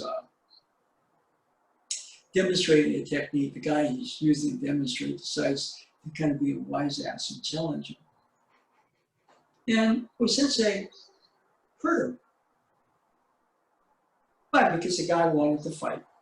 Sensei put a real technique on him, and the guy got hurt. Sensei said, one, he considered that a defeat. That he had to. And I don't think he really wanted to hurt the guy. It's just the guy said, okay, I want to see if I do something real, what the response is. So he basically created that situation. Sensei threw the guy and hurt him. But one Sensei said he viewed it as a defeat, not as a victory. Ah, shit, that guy. No. And two, he said, I have to learn how to deal with situations like that without hurting people. And so he changed his approach to his technique. When was that? Like what that was probably before World War II. I don't think after the war he taught police or military. I think he actually, to some degree, was relieved by the war, even though people were dying, because he was out of that climate in Tokyo, teaching police and military. Are police and military necessary? In the current situation, yes. What sort of world do we want? Where police and military are not necessary. That's heaven on earth. We're all responsible. We're all conscious. We all respect each other. We want to grow. We want to transform. We want to deal with challenges. It's the 23rd century version of Star Trek. Not Captain Kirk, but Jean-Luc Picard. There's still conflict there. There are still, if we kind of boldly go where no one's gone before, which is Star Trek, to go into that more enlightened, awakened aspect of ourselves, and to create a world through that. That's to go where no one's gone before. That's the answer to the police violence, the stupidity of the current administration. And we will have to take appropriate action. But let's be in touch with ourselves as a soul being as well. Anyway, enough for today. Thank you. Okay. Ciao. Bye.